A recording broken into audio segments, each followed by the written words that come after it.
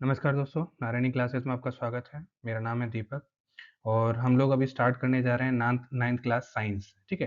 देखिए, ninth class economics के already जितने चारों चैप्टर हैं, उनके लेक्चर्स ऑलरेडी अपलोडेड है। आप देख सकते हैं, बाकी मैं डिस्क्रिप्शन बॉक्स में इसके चारों जो चैप्टर्स हैं, उनके उनकी लिंक मैं डिस्क्रिप्शन बॉक्स में डाल दूँगा, ठीक है?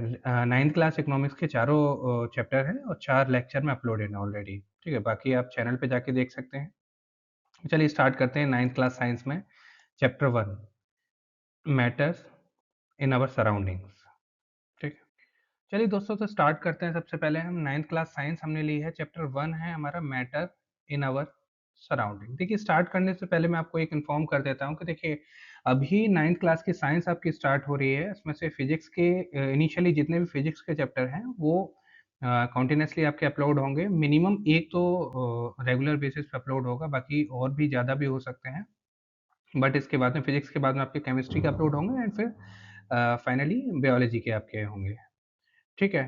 तो इसके बाद में नाइन्थ क्लास साइंस खत्म करने के बाद में आपका नाइन्थ क्लास मैथमेटिक्स और बाकी जितने भी सोशल साइंस के सब सब्जेक्ट रह गए हैं आपका, चाहे आपका पॉलिटिकल साइंस हो, हिस्ट्री हो, ज्योग्राफी हो, एनवायरनमेंट हो, जो जितने भी सब्जेक्ट हैं 9 टू 12 के जो सोशल साइंस के सब्जेक्ट हैं, वो सारे अपलोडेड होंगे इस पे। बाकी एमसीक्यू सीरीज भी उसके बाद में डाली जाएगी और बाकी आप चैनल पे बने रहिए। ज़्यादा से ज़्यादा सब्सक्राइब करिए अगर आपको अच्छा लगता हो, लाइक करिए, शेयर करिए अगर आपको अच्छा लगता हो। बाकी अगर आपको कोई डाउट हो तो आप सीधे कमेंट कर सकते हैं, ठीक है? चलिए तो स्टार्ट करते हैं। सबसे पहला चैप्टर है हमारा मैटर इन आवर सराउंडिंग। देखिए, सबसे पहली चीज़ है मैटर एंड मटेरियल। अगर हम बात करें, ठीक है, कि व्हाट इज़ मैटर, मतलब होता क्या है मैटर? तो मैटर की डेफिनेशन हमने दे रखी है कि matter is anything that has mass and occupies space, ठीक है? Has volume. मतलब क्या है मैटर या मटेरियल? क्या है? कोई एक ऐसी चीज़ जिसका एक डेफिनिट मास होता है, एक और वो एक स्पेस ऑक्यूपाई करती है, मतलब एक कुछ ना कुछ उसका वॉल्यूम होता है। जैसे अगर मैं कोई एक एग्ज़ाम्पल लूँ, ये मेरे पास में एक सॉलिड ब्लॉक है। सॉलिड ब्लॉक किसी का भी हो सकता है, वुडन का भी हो सकता है, किसी भी मटेरियल का भी हो सकता है, ठीक है? अब क्या है, इसका एक डेफिनिट मास है। जैसे मान लीजिए 5 केजी ऑफ मास है इसका, ठीक है? अच्छा, मास क्या होता है? मास को हम किस तरह से रिप्रेजेंट कर सकते हैं? मास को हम रिप्रेजेंट कर सकते हैं, मास है हमारा रिप्रेजेंटेटिव ऑफ मॉलिक्यूल्स। मास क्या है हमारा? Representative of molecules. मतलब जितने नंबर ऑफ मॉलिक्यूल्स ज़्यादा होंगे, उतना ही मास क्या होगा? ज़्यादा होगा, ठीक है? तो मैटर क्या है? मैटर ये है कि उसका कोई ना कोई एक डेफिनिट मास होता है और एक उसका डेफिनिट वॉल्यूम होता है, ठीक है? जैसे इसका मान लीजिए वॉल्यूम है 5 मीटर क्यूब, ठीक है?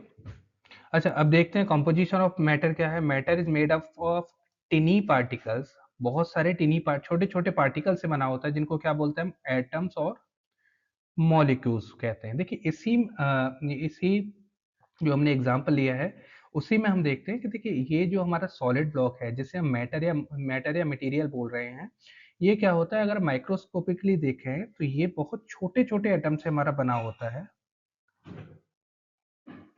ठीक है? इस तरह के एटम से हमारा बना होता है,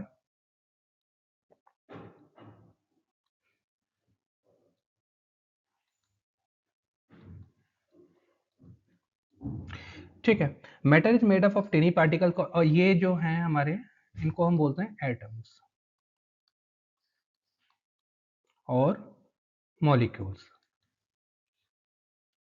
ठीक है?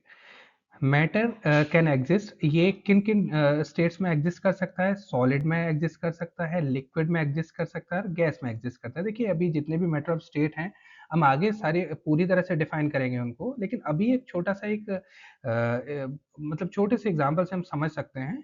इस एग्जाम्पल से हम समझ सकते हैं कि जैसे मान लीजिए, तो मैटर को अगर हम डिफाइन करें तो मैटर मैटर क्या है? मैटर है कि एनीथिंग दैट हैज मास, जिसका कोई एक डेफिनिट मास होता है और एक डेफिनिट वॉल्यूम होता है, ठीक है? अगर हम एंशिएंट थ्योरी की बात करें, जो बहुत पहले पहले की थ्योरी दी गई थी, देखिए ये तो है साइंस के बारे में, लेकिन मतलब ये जो हमने अभी डिफाइन किया है वो साइंटिफिकली जो जिन्होंने जितने भी साइंटिस्ट हैं उन्होंने जो डिफाइन किया है, वो है। एंड अगर हम पहले की बात करें, एंशियंट थ्योरी की बात करें, कि जो कि इंडियन एंड ग्रीक व्यूज था, उसमें हम बोलते थे कि हमारा जो मैटर है, हर एक मैटर, चाहे लिविंग नॉन लिविंग मैटर, वो पंच तत्व से मिलकर बना है। ठीक है, पंच तत्व मतलब क्या है? 5 बेसिक एलिमेंट।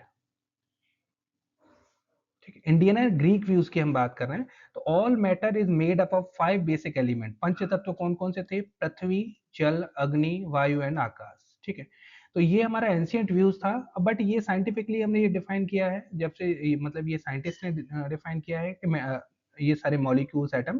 बट हमारा एंशियंट थ्योरी क्या कहती है? कि एंशियंट थ्योरी कहती है कि हमारे जितने भी मैटर या मटेरियल हैं, वो किन से मिलके बने हैं? 5 बेसिक एलिमेंट से मिलके बने हैं।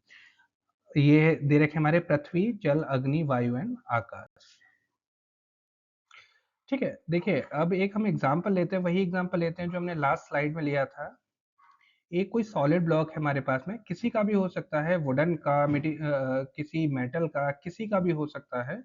हम एक जस्ट एग्जांपल के तौर पे ले रहे हैं कि ये हमारे पास में, मान लीजिए कोई मैटर है। ठीक है, तो सबसे पहली चीज है कि देखिए, ये मैटर है वो किसका बना होता है? बहुत टिनी पार्टिकल्स का। टिनी पार्टिकल्स को हम क्या बोलते हैं? एटम्स और मॉलिक्यूल्स बोलते हैं। ठीक है, ये जो है हमारे टिनी मॉलिक्यूल्स हैं, बहुत छोटे छोटे मॉलिक्यूल्स हैं। और ये हमारी नेकेड आई से हमें नहीं दिखाई देंगे, मतलब अगर हम आंखों से देखने की कोशिश करेंगे तो हमें मॉलिक्यूल्स नहीं दिखाई देंगे। बट अगर हम माइक्रोस्कोपिकली अगर देखेंगे इसे, तो माइक्रोस्कोपिकली हम देख सकते हैं इन्हें।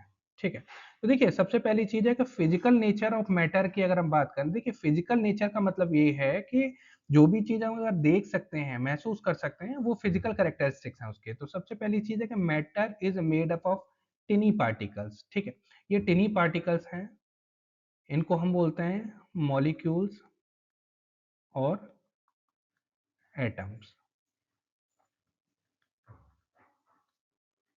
ठीक है, particles of matter are in constant motion. देखिए, ये हैं हमारे जितने भी हमारे मॉलिक्यूल्स हैं, वो एक नॉर्मल टेम्परेचर पे, जरूरी नहीं है उसके लिए कोई हाई टेम्परेचर हमें जरूरत हो। एक नॉर्मल टेम्परेचर पे क्या करते हैं? कॉन्टिन्यूसली मोशन में रहते हैं। ठीक है, कॉन्टिन्यूसली अपनी ही जगह पे मोशन में रहते हैं। ऐसा नहीं है कि स्लाइड करते हैं, मूव करते हैं, बट ये है कि अपनी ही जगह पे मूवमेंट करते हैं। जैसे मैं अगर इसको, एक मॉलिक्यूल्स को यहाँ पे आपको रिप्रेजेंट करूँ, जैसे मान लीजिए कोई मॉलिक्यूल्स है, एटम्स है। ठीक है, तो वो क्या करता है? अपनी ही जगह पे वाइब्रेटरी मोशन करता है। वाइब्रेटरी मोशन करता है। अब देखिए, उस वाइब्रेटरी मोशन से क्या होगा? एक वाइब मतलब मोशन कर रहा है, तो ऑब्वियस सी बात है, उसमें क्या होगा? एक वेलोसिटी होगी, मतलब वेग होगा। जब उसमें वेलोसिटी होगी, तो उसमें क्या होगा? काइनेटिक एनर्जी होगी। काइनेटिक एनर्जी किससे रिप्रेजेंट होती है? हमें ये हमारी half m v square. M है हमारा मास ऑफ मॉलिक्यूल, वी है हमारा वेलोसिटी। तो अगर वेलोसिटी, ऑब्वियसली देखिए, इसका कुछ ना कुछ तो मास होगा, बहुत टिनी पार्टिकल है, बट हमारा कुछ ना कुछ मास ये ऑलरेडी ऑक्यूपाइड कर रखा होगा इसने। और वेलोसिटी मतलब ये किसी भी एक टेम्परेचर पे हो, किसी भी मतलब रूम टेम्परेचर पे हो या फिर ज्यादा टेम्परेचर पे हो, ये अपनी जगह पे क्या करेगा? वाइब्रेटरी मोशन करेगा। जब वाइब्रेटरी मोशन करेगा, तो इसकी कोई ना कोई एक वेलोसिटी होगी, और जब वेलोसिटी है, तो क्या होगा? इसमें काइनेटिक एनर्जी भी होगी। जितनी ज्यादा वेलोसिटी इसकी होगी, उतनी ज्यादा काइनेटिक एनर्जी होगी। देखिए, particles of matter are in constant motion. Particles of matter attract each other. जितने भी पार्टिकल्स हैं, जितने भी मॉलिक्यूल्स हैं, वो क्या करेंगे? आपस में एक दूसरे को अट्रैक्ट करेंगे। ठीक है, ये इसे बोलते हैं हम अट्रैक्टिव फोर्स। अट्रैक्टिव फोर्स, या फिर एक टेक्निकल लैंग्वेज में हम इसे बोल देते हैं कोहेसिव फोर्स। ठीक है, अब नेचर ऑफ अट्रैक्टिव फोर्स या कोहेसिव फोर्स हमारा बताता है कि जो हमारा मैटर है वो किस स्टेट में है। मतलब ये है कि देखिए, अगर अट्रैक्टिव फोर्स बहुत ज्यादा है, तो इसका मतलब ये है कि वो सॉलिड स्टेट में है। कि मतलब उसके जो मॉलिक्यूल्स हैं वो क्लोजली स्पेस्ड हैं, मतलब बहुत ज्यादा एक दूसरे से क्या है? वो बहुत ज्यादा अट्रैक्टिव है। ठीक है। अब देखिए जितने भी मॉलिक्यूल्स हैं उन सब के बीच में फोर्स लगेगा, उससे क्या, कौन सा फोर्स बोलते हैं हम, अट्रैक्ट फोर्स। अब देखिए स्ट्रेंथ ऑफ फोर्स, अगर उस फोर्स की, जो ये वाला फोर्स है जो बिटवीन मॉलिक्यूल्स लग रहा है, अगर वो उसकी स्ट्रेंथ ज्यादा है, ठीक है, ये देखिए हमने यहाँ पे रिप्रेजेंट कर रखा है, स्ट्रेंथ ऑफ फोर्स अगर बहुत ज्यादा है तो वो सॉलिड सॉलिड के मतलब वो सॉलिड स्टेट को रिप्रेजेंट करेगा, अगर थोड़ा सा कम है, सॉलिड से कम है, तो वो लिक्विड स्टेट को रिप्रेजेंट करेगा, और बहुत कम है गैसियस स्टेट में जो जो इंटरमॉलिक्यूलर फोर्स है, इसको हम क्या बोलते हैं, इंटरमॉलिक्यूलर फोर्स, इंटरमॉलिक्यूलर फोर्स। ठीक है, देखिए अगर इंटरमॉलिक्यूलर फोर्स की वैल्यू अगर हमारी बहुत ज्यादा है, तो वो रिप्रेजेंट करेगा हमारा सॉलिड, सॉलिड में हमारी इंटरमॉलिक्यूलर फोर्स की वैल्यू क्या होती है, बहुत ज्यादा होती है, ठीक है। देन हमारा स्टेट क्या होता है, लिक्विड स्टेट, लिक्विड स्टेट में हमारी इंटरमॉलिक्यूलर फोर्स क्या होते हैं, मतलब लेस होते हैं in comparison to solid state, ठीक है। अगर हम गैसेस स्टेट की बात करेंगे तो गैस स्टेट में क्या होगा, इंटरमॉलिक्यूलर फोर्स हमारा बहुत कम होगा, ठीक है। नेक्स्ट हम बात करते हैं स्पेस बिटवीन पार्टिकल्स, मतलब ये जितने भी पार्टिकल्स हमें दिखाई दे रहे हैं, इनके बीच में कुछ ना कुछ एक partial sorry inter particle space होता है, जगह होती है, ठीक है। उस जगह से हमारा क्या होता है, देखिए हम आगे डिफाइन करेंगे अभी डिफ्यूजन ऑफ मैटर को, कि जितने जैसे मान लीजिए कि हमने एक हमारे पास में एक, इसमें हमारा वाटर भरा हुआ है, ठीक है। वाटर में अगर हम क्या करते हैं, KMnO4 पोटेशियम परमैंगनेट जो है, अगर इसमें वो करते हैं हम KMnO4 पोटेशियम परमैंगनेट अगर हम डालते हैं, तो ये क्या हो जाता है, ये पूरे जितने वाटर के जितने भी पार्टिकल्स हैं उनमें क्या हो जाता है, डिफ्यूज हो जाता है, ठीक है, मतलब इंटरमिक्स हो जाता है, ठीक है। तो वो कैसे हो पाता है कि जो मॉलिक्यूल्स के बीच में स्पेस होता है, वो उसमें जो है ये मिक्स हो जाता है, ठीक है। वो हम अगर अभी आगे बात करेंगे, बट अभी यहाँ तक अभी आप देखिए फिजिकल नेचर ऑफ मैटर की अगर हमने बात करी है, तो ये सारी हमारी जो क्या है, फिजिकल नेचर ऑफ मैटर है, ठीक है। देखिए फिर अब हम बात करते हैं, वही एग्जाम्पल, सेम एग्जाम्पल से हम समझेंगे। एक क्यूबिक हमारे पास में मैटर है, ठीक है। अभी हम क्या समझते हैं, characteristics of particle of matter, ठीक है। यही हमने जो पहले एग्जांपल लिया था, वही हमारे ये क्या है, ये हमारे मॉलिक्यूल्स बन रहे हैं, या इनको हम एटम्स भी बोल सकते हैं, ठीक है। अगर इंटरमॉलिक्यूलर फोर्स ज्यादा है तो बहुत क्लोजली स्पेस्ड होंगे, और ये कौन से स्टेट में आएंगे, सॉलिड स्टेट में माने जाएंगे, ठीक है। अगर इंटरमॉलिक्यूलर फोर्स कम है, तो ये जितने भी पार्टिकल्स हैं, जितने भी एटम्स हैं, वो थोड़े से दूर दूर होंगे in comparison to solids. But अगर इंटरमॉलिक्यूलर फोर्स बहुत कम है, तो वो कौन सी स्टेट होगी, गैसियस स्टेट, ठीक है। तो गैसियस स्टेट में क्या होगा, इंटरमॉलिक्यूलर फोर्स बहुत कम होंगे, और ये जितने भी एटम्स हैं वो एक दूसरे से बहुत दूर होंगे, ठीक है। अब हम बात करते हैं characteristics of particles of matter की, ठीक है।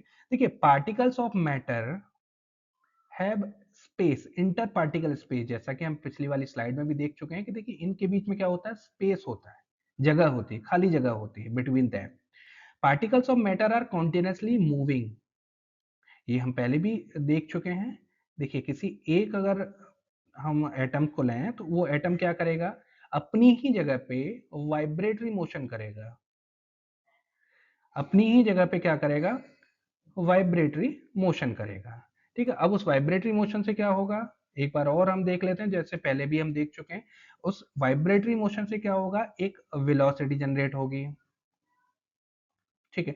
अगर वेलोसिटी है किसी भी चीज में, तो ऑब्वियस सी बात है उसमें ऑटोमेटिकली काइनेटिक एनर्जी आएगी, आ जाएगी, क्योंकि उसका कुछ ना कुछ एक मास होगा, और उसकी वेलोसिटी होगी। देखिए अगर जैसे जैसे हम टेम्परेचर किसी भी जैसे अगर हमारा ये सॉलिड है, ठीक है, अगर इसका हम टेम्परेचर बढ़ाते हैं, अगर इसका हम टेम्परेचर अगर इंक्रीज इंक्रीज करेंगे, तो क्या होगा, वेलोसिटी इसकी इंक्रीज होगी। अब वेलोसिटी इसकी इंक्रीज होगी, तो इसके ये जो वो है जो एटम है, उसके वाइब्रेशंस क्या होंगे, बहुत ज्यादा तेज तेज होंगे। जब बहुत ज्यादा तेज होंगे, तो इसकी काइनेटिक एनर्जी क्या हो जाएगी, हाफ एम वी स्क्वायर से काइनेटिक एनर्जी इसकी इंक्रीज हो जाएगी, ठीक है।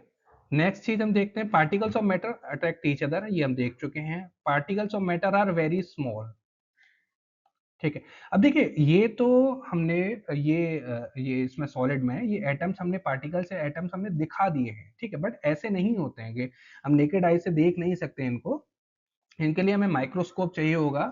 आके मतलब इनका इनलार्जमेंट है, मतलब माइक्रोस्कोपिकली ये सारी स्टडी करके इनके स्ट्रक्चर डिफाइन करे गए हैं, वो आपके काम की चीज़ नहीं है, लेकिन फिर भी मैं आपको हल्का सा आइडिया दे दे रहा हूँ। जैसे देखिए simple cubic, body centred cubic, face centred cubic and hexagonal close packing, तो वो आपके काम की चीज़ नहीं है, बट ये इसको माइक्रोस्कोपिकली अगर हम देखते हैं तो ये सारे स्ट्रक्चर हमें मिलते हैं। Simple cubic, body centre cubic, face centred cubic and hexagonal close packing.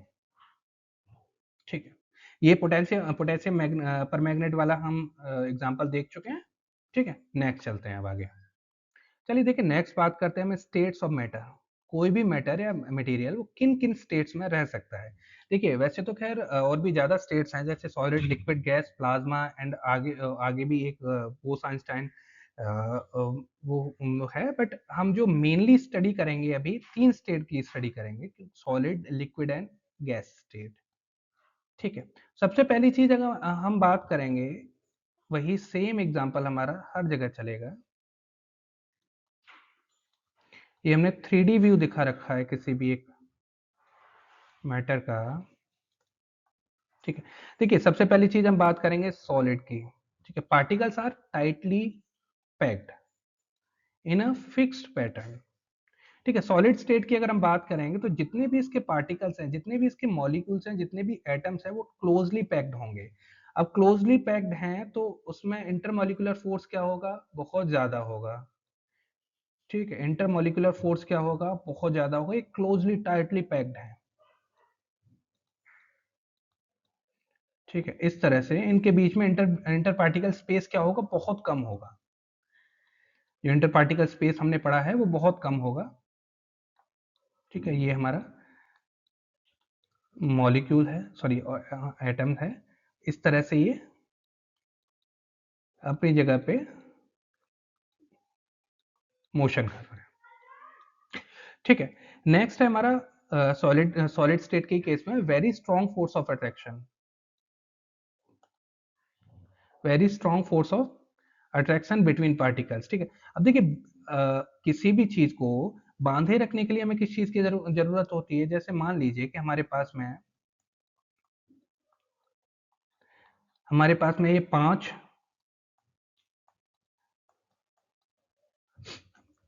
हमारे पास में 5 रॉड्स हैं। ठीक है, इस तरह की रॉड्स हैं। इन रॉड्स को अगर हमें बहुत क्लोजली स्पेस रखना है, मतलब इनको बहुत ज्यादा क्लोजली पैक्ड रखना है, तो देखिए ऑब्वियस सी बात है, इसका क्या करेंगे हम? इनके बाहर जो हम रस्सी से बांधेंगे बांधेंगे इनको, तो ऑब्वियस सी बात है कि हम क्या करें, हमको क्या करना पड़ेगा? इसकी नोट को बहुत हैवीली हमको बांधना पड़ेगा। ठीक है, अच्छा वो नोट का काम यहाँ पे कौन कर रहा है? Intermolecular, sorry, cohesive force. एक मिनट,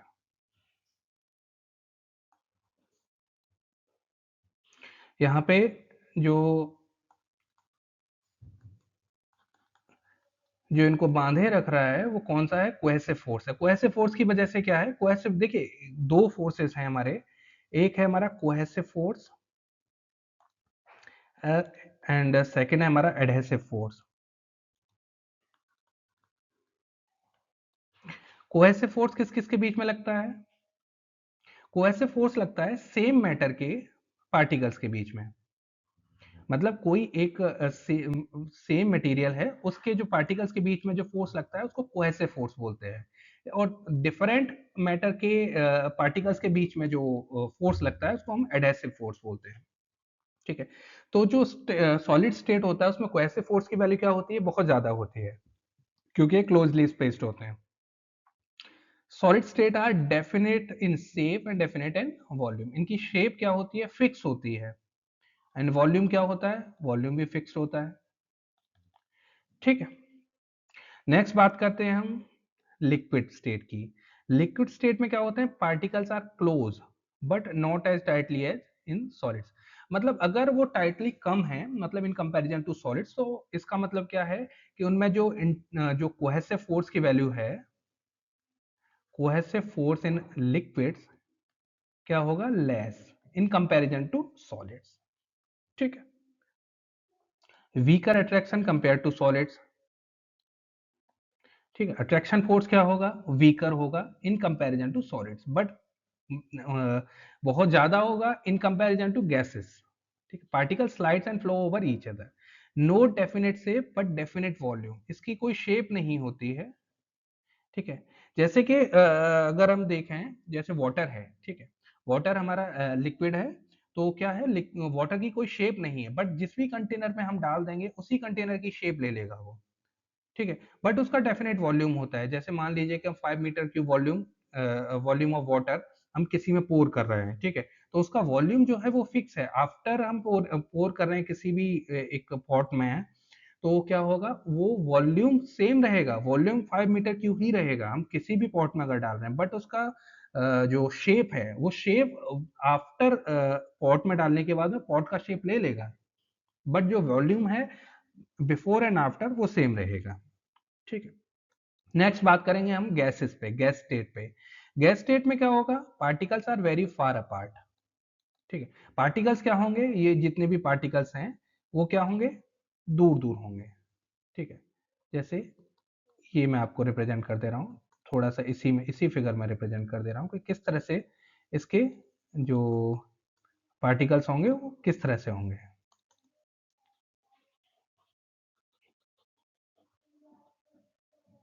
ठीक है, देखिए सबसे पहले मैं रिप्रेजेंट आपको कर दे रहा हूँ कि लिक्विड स्टेट में किस तरह से होंगे। लिक्विड स्टेट में हमारे, ये हमारी शेप है, देखिए ये हमारे एटम्स हैं, ये हमारे लिक्विड शेप के जो इस तरह से रिप्रेजेंट हो जाएंगे। ठीक है, अगर हम बात करेंगे हमारे सॉलिड ये गैसियस स्टेट की, तो गैसियस स्टेट में क्या होगा, जो जितने भी मॉलिक्यूल्स होंगे वो बहुत दूर दूर होंगे। ठीक है, एक मॉलिक्यूल यहाँ है, एक मॉलिक्यूल यहाँ है, एक मॉलिक्यूल इस डायरेक्शन में मोशन कर रहा है, एक मॉलिक्यूल इस डायरेक्शन में मोशन कर रहा है। मतलब ये है कि इनकी कोई ऑर्गेनाइज्ड मोशन नहीं होगा। जैसे हमने पहले बात करी उसकी सॉलिड की, सॉलिड शेप में क्या होता है कि हर एक मॉलिक्यूल का एक डेफिनेट कांस्टेंट मोशन होता है। ठीक है, एक डिफरेंट, एक सर्टेन डायरेक्शन में मोशन होता है, but in in case of gas हमारा कोई फिक्स नहीं होता है किस डायरेक्शन में ये मूव करेगा।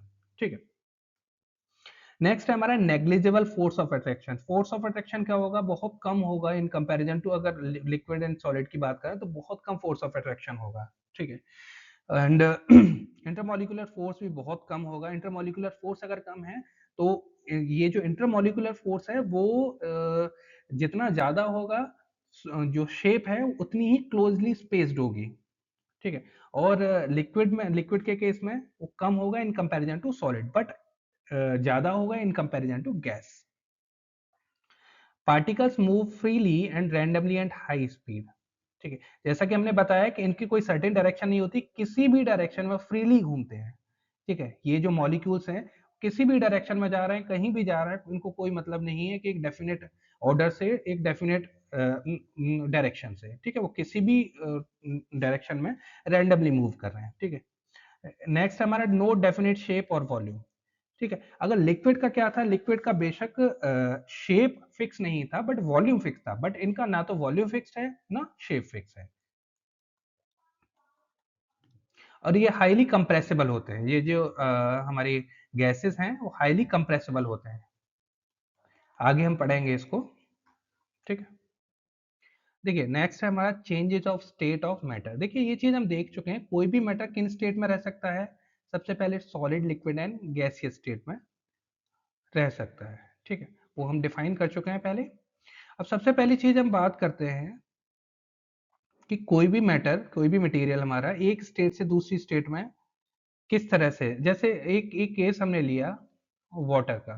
ठीक है, वाटर का जो सॉलिड स्टेट होती है वो होती है हमारी आइस। ठीक है, एंड गैसियस स्टेट होती है हमारी वेपर। तो अभी हम देखेंगे कि देखिए आइस को मतलब किसी भी एक स्टेट को किसी दूसरी स्टेट में किस तरह से हम कन्वर्ट करते हैं।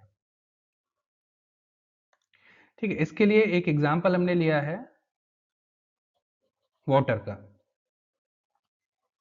ठीक है, वाटर हमारा सॉलिड स्टेट में रहता है आइस के केस में। ठीक है, तो सबसे पहले देखिए हम बात करेंगे मेल्टिंग की, मतलब सॉलिड टू लिक्विड। हमारे पास में एक क्या है, हमारे पास में एक आइस है। ठीक है, सॉलिड शेप वाली आइस है। ठीक है, इसे हमें किस में कन्वर्ट करना है, solid to liquid. Solid to liquid. देखिए when a solid is heated, अब हम क्या करेंगे, ये सॉलिड किस में टेम्परेचर पे होगा, ऑब्वियस सी बात है कि देखिए अगर वो आइस में है तो माइनस माइनस किसी एक नेगेटिव टेम्परेचर पे होगा। जैसे लेट अस सपोज हम एक एज्यूम कर रहे हैं कि -5 डिग्री सेंटीग्रेड पे इनिशियली है, ये जो हमारी आइस है, ये जो हमारा आइस क्यूब है वो -5 डिग्री सेंटीग्रेड पे है। ठीक है, तो -5 डिग्री सेल्सियस पे इनिशियली है, तो हम क्या करेंगे, सबसे पहले इसको सॉलिड से और लिक्विड में कन्वर्ट करने के लिए सबसे पहले हम इसको हीट अप करेंगे। मतलब इसमें हम एक हीट देंगे। हीट से क्या होगा कि इसके जो जितने भी मॉलिक्यूल्स हैं, जितने भी एटम्स हैं, ठीक है, इनिशियली -5 डिग्री सेल्सियस पे, देखिए मैं यहाँ पे एक मॉलिक्यूल को यहाँ पे रिप्रेजेंट कर दे रहा हूँ मैं। इनिशियली क्या होगा कि -5 डिग्री सेल्सियस पे क्या होगा, ये ऑलरेडी किसी भी टेम्परेचर पे हो, चाहे नेगेटिव टेम्परेचर पे हो या किसी भी एक टेम्परेचर पे हो, इनका जो मोशन है वो कॉन्टिन्यूस रहता है। ठीक है, तो क्या होगा कि -5 डिग्री सेंटीग्रेड पे क्या कर रहे होंगे, एक वाइब्रेटरी मोशन कर रहे होंगे, एक वाइब्रेटरी मोशन कर रहे होंगे। तो देखिए अगर हम इसको हीट देंगे, तो हीट देने से क्या होगा, इसका टेम्परेचर इंक्रीज होगा। हीट देने से क्या होगा, इसका टेम्परेचर इंक्रीज होगा। अगर टेम्परेचर इंक्रीज होगा तो ये क्या करेंगे, जो मोशन इनिशियली जो कर रहे थे, सॉलिड स्टेट में कर रहे थे, उससे क्या होगा, इसका मोशन इंक्रीज होगा, मोशन की जो वेलोसिटी है वो इंक्रीज होगी। जब मोशन की वेलोसिटी इंक्रीज होगी तो जो इंटरमॉलिक्यूलर फोर्स है वो क्या होने लग जाएंगे, धीरे धीरे करके वीक होने लग जाएंगे। जब इंटरमॉलिक्यूलर फोर्स जो स्टार्टिंग में था वो धीरे धीरे करके वीक होने लग जाएंगे, तो ये किस में कन्वर्ट होना स्टार्ट हो जाएगा, धीरे धीरे करके लिक्विड स्टेट में। ठीक है, तो when a solid is heated it's particle gain energy, ये जो पार्टिकल हैं वो क्या करेगा, एनर्जी गेन करेगा, vibrate faster because of heat and temperature. जब टेम्परेचर इंक्रीज होगा तो इसकी वेलोसिटी इंक्रीज होगी and eventually overcome there fix position. जो इनकी फिक्स पोजीशन होगी उससे क्या करेगा, ये आसपास वाले जो मॉलिक्यूल्स हैं उनको टक्कर मारेगा। जब आसपास वाले मॉलिक्यूल्स हैं और धीरे धीरे करके जब टक्कर ज्यादा होगी तो आसपास वाले मॉलिक्यूल्स क्या होंगे, अपनी जो जगह है उनको छोड़ देंगे। ठीक है, अब देखिए ये मैं यहाँ पे आपको रिप्रेजेंट कर दे रहा हूँ। जैसे देखिए ये है हमारे पास में इनिशियली जो सॉलिड स्टेट के, सॉलिड आइस के जो मॉलिक्यूल्स हैं। ठीक है, अब ये मॉलिक्यूल्स क्या कर रहे हैं, पहले इनिशियली आराम आराम से धक्का दे रहे हैं। ठीक है, अब इनका टेम्परेचर मैंने इंक्रीज कर दिया, कैसे इंक्रीज किया, इनको हीट देके। ठीक है, तो अब ये क्या करेगा, ये वाला मॉलिक्यूल इसमें धक्का देगा, अब ये वाला मॉलिक्यूल इधर भी तो जाएगा, इसमें धक्का देगा, ये इसमें धक्का देगा, ये इसमें धक्का देगा, ये इसमें देगा, ये इसमें देगा। तो क्या होगा, धीरे धीरे करके जब टेम्परेचर और ज्यादा इंक्रीज करेंगे तो ये धक्का तेज होगा।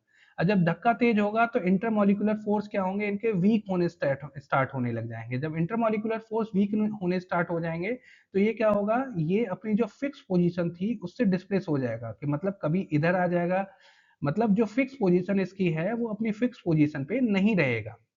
ठीक है, जो फिक्स पोजीशन है उससे इसकी पोजीशन चेंज हो जाएगी और धीरे धीरे क्या हो जाएगा, लिक्विड स्टेट में कन्वर्ट होना स्टार्ट हो जाएगा।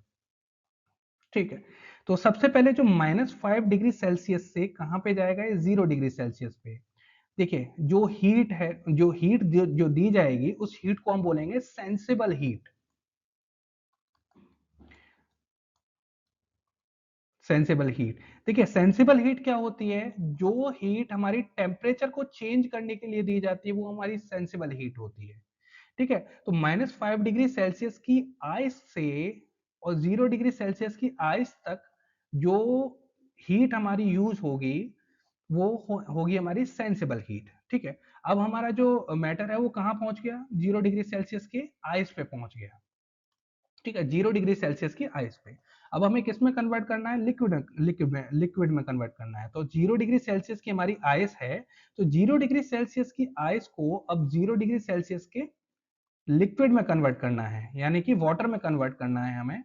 तो जो जो हमारी हीट यूज होगी, ठीक है, वो कौन सी हीट होगी? Latent heat. इसको बोलते हैं हम लेटेंट हीट ऑफ फ्यूजन। ठीक है, लेटेंट हीट मतलब गुप्त ऊष्मा। 0 डिग्री सेल्सियस के आइस से और 0 डिग्री सेल्सियस के लिक्विड तक कन्वर्ट करने के लिए कौन सी जो हमारी हीट है वो इस्तेमाल होगी? Latent heat. ठीक है, जिसको हम लेटेंट हीट ऑफ फ्यूजन भी बोलते हैं। ठीक है, तो ये हमारा 0 डिग्री सेल्सियस के लिक्विड में कन्वर्ट हो गया। अब 0 डिग्री सेल्सियस का लिक्विड हमारे पास में है। अब 0 डिग्री सेल्सियस के लिक्विड को 5 डिग्री सेल्सियस के लिक्विड में कन्वर्ट करने के लिए कौन सी हीट की जरूरत होगी? उसे बोलते हैं हम सेंसेबल हीट। ठीक है, तो इस तरह से हमारा जो सॉलिड स्टेट है वो किस में चेंज हो गया? हमारे लिक्विड स्टेट में चेंज हो गया। ठीक है, तो देखिए कुछ की पॉइंट्स इसके देख ले रहे हैं हम। सबसे पहले अकर्स एट मेल्टिंग पॉइंट। ठीक है, मेल्टिंग पॉइंट मतलब ये है कि 0 डिग्री सेल्सियस की जो हमारी आइस है, जो हमारी मेल्ट हो गई, किस में कन्वर्ट होगी? लिक्विड में कन्वर्ट होगी। Heat energy breaks intermolecular force of solid, example ice and water. ठीक है, चलिए आगे चलते हैं। देखिए नेक्स्ट है हमारे पास में इवेपोरेशन एंड वेपराइजेशन, मतलब लिक्विड टू गैसियस फॉर्म। देखिए इवेपोरेशन की हम बात अलग करेंगे, क्योंकि इवेपोरेशन बिल्कुल अपने आप में एक डिफरेंट प्रोसेस है। ठीक है, हम पहले बात करेंगे अभी वेपराइजेशन की। वेपराइजेशन का मतलब क्या है कि हमारे पास में जो लिक्विड है, ठीक है, अभी इनिशियली हमारे पास में क्या था? ड्राई आइस थी, वो सॉलिड स्टेट में थी। अब हम किससे किस में कन्वर्ट कर रहे हैं? लिक्विड स्टेट में, लिक्विड स्टेट से गैसियस स्टेट में। एग्जाम्पल हमारा वही रहेगा यहाँ पे। क्या रहेगा हमारे पास में? लिक्विड है मतलब वाटर है, वाटर को किस में कन्वर्ट कर रहे हैं हम? वेपर में कन्वर्ट कर रहे हैं। ठीक है, वेपर क्या है? Gaseous form of water. ठीक है, देखिए when a liquid is heated, अब हमारे पास में क्या है? हमारे पास में है लिक्विड स्टेट। ठीक है, लिक्विड स्टेट हमारे पास में है, तो देखिए हम क्या करेंगे? सबसे पहले हमारे पास में किस किस टेम्परेचर की है? ये टेम्परेचर है, let us suppose 5 degree Celsius का लिक्विड है हमारे पास में। ठीक है, अब हमें क्या करना है? सबसे पहले कन्वर्ट किस में करना है? देखिए ये सारी बातें हो रही हैं, देखिए यहाँ पे बहुत जरूरी है ये चीज याद रखना कि ये जो सारी बातें हो रही हैं वो किस पे बात हो रही है? हमारी 1 एटमॉस्फेरिक प्रेशर पे बात हो रही है। देखिए जब प्रेशर चेंज होगा तो टेम्परेचर डिफरेंट होगा, बट हम सारी जो प्रोसेस कर रहे हैं वो 1 एटमॉस्फेरिक प्रेशर पे कर रहे हैं। प्रेशर में कोई भी चेंज नहीं हुआ, सिर्फ यहाँ पे टेम्परेचर चेंज हो रहा है। ठीक है, तो सबसे पहले जो 5 डिग्री सेल्सियस का हमारा लिक्विड है उसको कन्वर्ट हमें किस में करना पड़ेगा? 100 डिग्री सेल्सियस के लिक्विड में। अब वो कैसे कन्वर्ट होगा? देखिए जैसे कि मैं पहले ही आपको बता चुका हूं कि टेम्परेचर चेंज करने के लिए जो हीट दी जाती है, जो हीट दी जाती है टेम्परेचर चेंज करने के लिए, वो होती है हमारी सेंसिबल हीट। ठीक है, देखिए ये यहाँ पे याद रखिएगा, टेम्परेचर चेंज करने के लिए जो हीट दी जाती है वो सेंसिबल हीट होती है। और जो अवस्था परिवर्तन मतलब जो फेज चेंज करने के लिए दी जाती है, चाहे solid to liquid, liquid to gases, वो होती है हमारी लेटेंट हीट। ठीक है, अच्छा जो पहले हमारी सॉलिड टू लिक्विड में हुई थी उसको हमने बोला था लेटेंट हीट ऑफ फ्यूजन। अब ये जो है हमारी वो लेटेंट हीट ऑफ क्या है? वेपराइजेशन। क्योंकि यहाँ पे प्रोसेस क्या हो रही है? लिक्विड से कन्वर्ट किस में हो रहा है? गैसियस स्टेट में कन्वर्ट हो रहा है। ठीक है, तो सबसे पहले हमारे पास इनिशियली 5 डिग्री सेल्सियस का लिक्विड था, उसे हमने किस में कन्वर्ट किया? 100 डिग्री सेल्सियस के लिक्विड में। किस तरह से चेंज किया? हीट देके। हीट देने से क्या होगा? इसके जो इंटरमोलिकुलर फोर्स है वो वीकन, और मतलब इनिशियली सॉलिड में बहुत ज्यादा था, ठीक है, उसके बाद हमने हीट दी तो इंटरमोलिकुलर फोर्स वो कम हुआ। अब हम और हीट दे रहे हैं तो इंटरमोलिकुलर फोर्स क्या होगा? और कम होगा। ये इसकी जो जो मोशन है वो क्या होंगे? हीट देने से क्या होगा? जो वाइब्रेटरी मोशन है वो बहुत ज्यादा बढ़ जाएंगे। जब वाइब्रेटरी मोशन बढ़ेंगे तो हम यहाँ पे देखिए दिखा रहे हैं कि ये इसके जो पार्टिकल्स हैं, जो इसके एटम्स हैं, वो क्या करेंगे? एक दूसरे को धक्का बहुत ज्यादा स्पीड से देने लग जाएंगे। जब बहुत ज्यादा स्पीड से धक्का देने लग जाएंगे तो इनकी जो पोजीशन है, जो इनिशियल पोजीशन है, वो कंप्लीटली चेंज हो जाएगी। ठीक है, जब कंप्लीटली चेंज होगी तो ये क्या हो जाएगा? लिक्विड में कन्वर्ट हो जाएगा। ठीक है, तो इंटरमोलिकुलर फोर्स क्या होंगे? बहुत कम हो जाएंगे इसके। ठीक है, when a liquid is heated particles move rapidly and escape into the air। ये देखिए evaporation process है। वेपराइजेशन प्रोसेस मैं आपको यहाँ पे बता दे रहा हूँ। ठीक है। ये हमारी वेपराइजेशन प्रोसेस है कि सबसे पहले हमारा 5 डिग्री सेल्सियस का हमारे पास में क्या था, लिक्विड था। लिक्विड से हमने किस में कन्वर्ट किया, 5 डिग्री 100 डिग्री सेल्सियस के लिक्विड में कन्वर्ट किया। अब हमारे पास में क्या है, 100 डिग्री सेल्सियस का लिक्विड है, हमें किस में कन्वर्ट करना है, 100 डिग्री सेल्सियस के वेपर में कन्वर्ट करना है। तो यहाँ पे कौन सी हीट यूज होगी, लेटेंट हीट ऑफ वेपराइजेशन। अगर हम कॉन्टिन्यूसली हीट देते जाएंगे तो टेम्परेचर चेंज नहीं होगा, बट जो हमारी जो फेज है, मतलब फेज हमारा ये जो लिक्विड फेज है, लिक्विड फेज से कंप्लीटली कन्वर्ट किस में हो जाएगा, वेपर में। तो मतलब 100 डिग्री सेल्सियस के लिक्विड से हमें क्या मिलेगा, 100 डिग्री सेल्सियस का की वेपर। ठीक है, और भी टेम्परेचर फिर हम बढ़ाते जाएंगे तो हमारा जो टेम्परेचर है वो इंक्रीज होगा। बट जो हमारी जो फेज चेंज हो रहा है, मतलब लिक्विड टू वेपर में चेंज हो रहा है, उसके लिए जो हीट यूज होगी उसे लेटेंट हीट ऑफ वेपराइजेशन बोलेंगे। ठीक है, तो हमारे पास में क्या आ गया, पहले इनिशियली हमारे पास में सॉलिड था, आइस थी, आइस से किस में कन्वर्ट हुआ, लिक्विड में कन्वर्ट हुआ। अब लिक्विड से किस में कन्वर्ट हो गया, वेपर फॉर्म में कन्वर्ट हो गया। ठीक है, वेपर मतलब गैसियस फॉर्म में, जो वाटर की जो गैसियस फॉर्म है उसको हम वेपर बोलते हैं। ठीक है, देखिए नेक्स्ट हम बात करेंगे कंडेंसेशन प्रोसेस पे, कंडेंसेशन प्रोसेस की। ठीक है, देखिए इनिशियली हमने बात करी थी किसकी, अभी पिछली वाली स्लाइड में, वो की थी लिक्विड टू गैसियस फॉर्म में कन्वर्ट करने की। बट अगर हम इसको रिवर्स करें कि मतलब गैसियस स्टेट में ऑलरेडी हमारा जो मैटर है वो है उस स्टेट में है, बट हमें किस में कन्वर्ट करना है, लिक्विड में कन्वर्ट करना है, तो कौन सी प्रोसेस बोली जाएगी, कंडेंसेशन प्रोसेस बोली जाएगी, जिसमें गैसियस स्टेट से लिक्विड स्टेट में हमारा जो मैटर है वो कन्वर्ट होगा। ठीक है, when gas cools particle lose energy, same process है जो हमने इनिशियली देखी थी। जैसे ये है हमारे पास में, देखिए मान लीजिए हमारे पास में ये है गैसियस स्टेट में, वेपर फॉर्म में हमारे ये है, तो इसमें से क्या करेंगे, ठीक है, व्हेन गैस कूल्स मतलब ये अगर इसका टेम्परेचर डिक्रीज होगा, टेम्परेचर डिक्रीज होने से क्या होगा, इसके जो पार्टिकल्स हैं, इनके पार्टिकल ये जो वो हैं मॉलिक्यूल्स या पार्टिकल्स हैं, उनकी एनर्जी क्या होगी, कम होगी। जब एनर्जी कम धीरे धीरे करके कम होगी तो इनके जो वाइब्रेटरी मोशन है, वाइब्रेटरी मोशन क्या होंगे, कम होना स्टार्ट हो जाएंगे। जब वाइब्रेटरी मोशन कम होना स्टार्ट हो जाएंगे तो क्या हो जाएंगे, ये पास पास आ जाएंगे, come closer and form liquid form, liquid state sorry. ठीक है, ये हमारा कंडेंसेशन प्रोसेस था। नेक्स्ट है हमारी बात करेंगे सब्लिमेशन पे।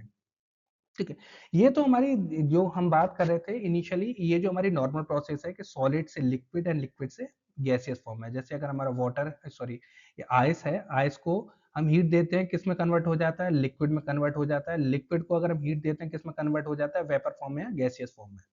ठीक है, सब्लिमेशन प्रोसेस क्या है, सब्लिमेशन प्रोसेस में हमारा जो सॉलिड है वो गैस में डायरेक्टली कन्वर्ट हो जाता है, मतलब सॉलिड स्टेट से गैसियस स्टेट में सीधे कन्वर्ट हो जाता है। जैसे देखिए कुछ हमारे ये हैं, जो कैम्फर मतलब जो कपूर होता है, वो ड्राई आइस, इनके केस में some solids convert directly to gas without forming a liquid। अगर ये कोई भी हमारा मैटर है वो सीधा सॉलिड स्टेट से डायरेक्टली गैसियस फॉर्म में या वेपर फॉर्म में डायरेक्टली कन्वर्ट हो रहा है, तो उस प्रोसेस को हम क्या बोलेंगे, सब्लिमेशन प्रोसेस बोलेंगे। और ये हमारा कैम्फर, नेफ्थलीन, ड्राई आइस, ये हमारे मैटर हैं कि जो कि इस तरह की प्रॉपर्टीज रिप्रेजेंट करते हैं। देखिए नेक्स्ट हम बात करते हैं इवेपोरेशन प्रोसेस पे। इवेपोरेशन प्रोसेस देखिए आपकी 9th क्लास नहीं, आगे तक आप कभी भी जाएंगे, ग्रेजुएशन में, पोस्ट ग्रेजुएशन में, कहीं पे भी आप जाएंगे, इवेपोरेशन प्रोसेस को आप हमेशा देखेंगे। ठीक है, इवेपोरेशन प्रोसेस बहुत बहुत बहुत ज्यादा इंपॉर्टेंट है। ठीक है, एक छोटा सा एग्जांपल आपको मैं बता दूं कि देखिए मान लीजिए किसी एक बकेट में आपने क्या किया, कोई एक बाल्टी आपने ली, उसमें पानी आपने भर के, वाटर आपने फिल करके क्या किया, छोड़ दिया। ठीक है, आपने रात को छोड़ दिया, अगर आप सुबह देखेंगे तो इसकी जो सरफेस ये थी, अब जो सुबह सरफेस ये हो जाएगी या फिर इससे कम हो जाएगी। ठीक है, अब ये जो आपका वाटर है वो आपका गायब हो चुका होगा। ठीक है, अब ये क्यों होता है, एवेपोरेशन प्रोसेस है। ठीक है, अब देखिए एवेपोरेशन प्रोसेस को हम अच्छे से समझेंगे कि एवेपोरेशन प्रोसेस है क्या। देखिए सबसे पहली चीज है कि एवेपोरेशन प्रोसेस को हम बोलते हैं सरफेस प्रोसेस। ठीक है, देखिए क्या होता है कि ये जो है, ये मैंने मॉलिक्यूल्स इसके रिप्रेजेंट किए हैं। तो देखिए ये वाटर है तो ऑब्वियस सी बात है कि इसमें मॉलिक्यूल्स होंगे सारे, बहुत सारे मॉलिक्यूल्स होंगे। ठीक है। अब देखिए कुछ चीजें हम इवेपोरेशन प्रोसेस के बारे में पहले समझ लेते हैं, उसके बाद में हम समझेंगे कि इवेपोरेशन प्रोसेस एक्चुअल में है क्या। ठीक है, evaporation process is a surface phenomena in which liquid changes into vapour. Liquid change होता है, लिक्विड किस में कन्वर्ट होता है, वेपर फॉर्म में कन्वर्ट होता है, but temperature below it's boiling point. कैसे कन्वर्ट होता है, देखिए ये जो है, ये जो सरफेस है इसकी, अपर सरफेस है इसकी, यहां से जितने भी मॉलिक्यूल्स हैं वो क्या होते हैं, इवेपोरेट होते हैं। किसमें, एटमॉस्फेयर में इवेपोरेट होते हैं। ठीक है, देखिए एक छोटे से एग्जांपल से मैं आपको समझाऊं। लेट अस सपोज हमारे पास में एक बकेट है, बाल्टी है, बाल्टी में हमारे में पानी भरा हुआ है, तो जिसकी जो सबसे अपर मोस्ट लेयर होगी, अपर मोस्ट सरफेस होगी, यहाँ के जो मॉलिक्यूल्स होंगे उनका टेम्परेचर डिफरेंट होगा यहाँ के जितने भी अंदर के मॉलिक्यूल्स हैं। मतलब इससे अगर इमीडिएट नीचे वाला भी मॉलिक्यूल अगर हम देखेंगे, उसका टेम्परेचर स्लाइटली बिलो होगा जो सरफेस का मॉलिक्यूल्स होगा उसके टेम्परेचर से। ठीक है, जो टीएस से मैंने रिप्रेजेंट किया है सरफेस का जो मॉलिक्यूल है उसका, जो मॉलिक्यूल सरफेस है उसका टेम्परेचर। ठीक है, तो जो यहाँ पे जो मॉलिक्यूल होगा वो क्या करेगा, यहाँ से अपनी एडजेसेंट नीचे जो मॉलिक्यूल है उससे हीट लेता रहेगा और धीरे धीरे करके वो एक ऐसी स्टेट पे पहुंच जाएगा कि जहां से वो जो हमारा एटमॉस्फेयर है वहां पे इवेपोरेट हो जाएगा, मतलब वो कंप्लीटली वो एयर में चला जाएगा। ठीक है, देखिए evaporation is the process by which liquid particles at the surface gain sufficient energy to become vapour at the temperature below the boiling point. ठीक है, जैसा कि मैंने आपको समझाया कि इसके लिए बॉइलिंग पॉइंट की रिक्वायरमेंट बिल्कुल नहीं होती है। जो सरफेस पे जितने भी मॉलिक्यूल्स हैं उनका जो टेम्परेचर है वो बाकी जितने भी टेम्परेचर अपना चाहे एडजेसेंट उससे हल्का सा नीचे जो मॉलिक्यूल है उसके उस मॉलिक्यूल से भी ज्यादा होता है। मतलब जो सरफेस पे जो हमारे मॉलिक्यूल्स हैं उनका टेम्परेचर क्या होगा, जितने भी बाकी मॉलिक्यूल्स हैं उनके टेम्परेचर से ज्यादा होगा।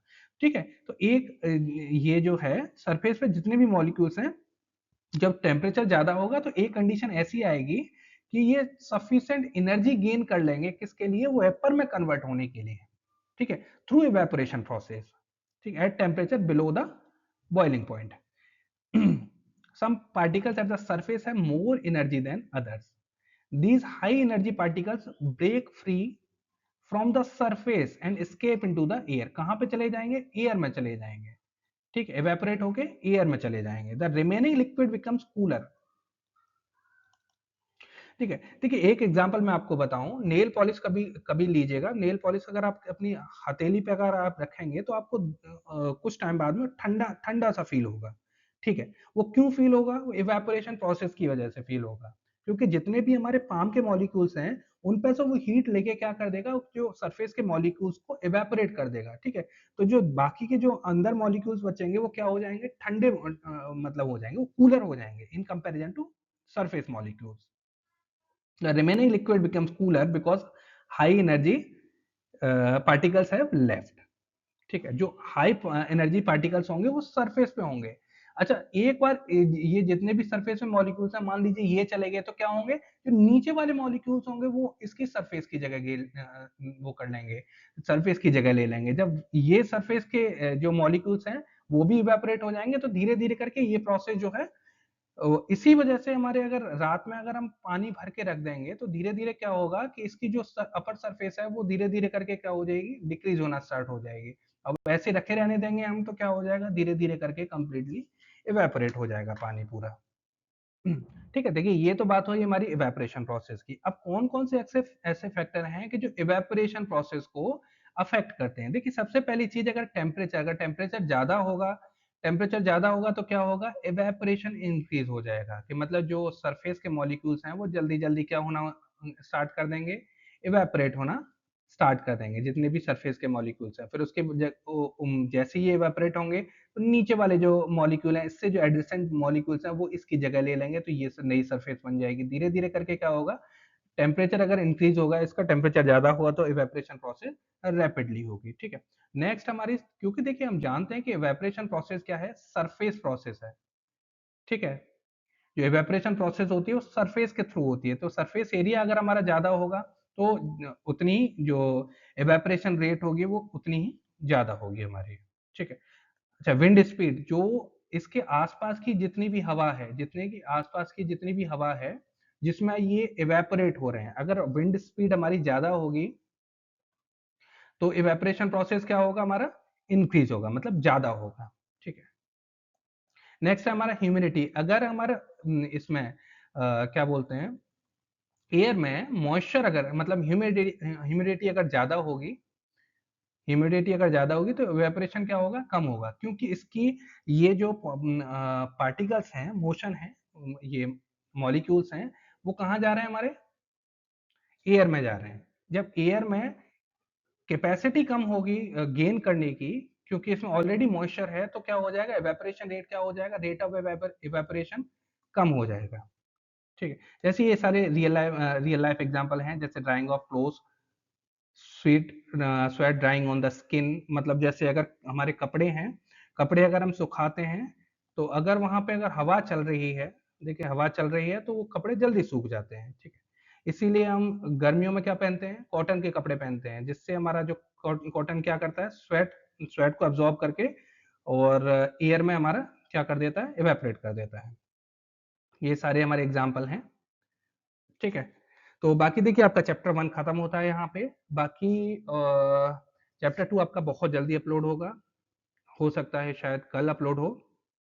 बट आपका जितने भी साइंस की जितने भी चैप्टर हैं वो धीरे धीरे करके सारे आपके अपलोडेड होंगे। अगर अच्छा लगा हो आपको लेक्चर, तो आप सब्सक्राइब करिएगा, लाइक करिएगा, शेयर करिएगा। ठीक है। और अपने जितने भी दोस्त हैं उनको भी आप भेजिएगा। ठीक है। हाँ, बहुत बहुत धन्यवाद। हरे कृष्णा।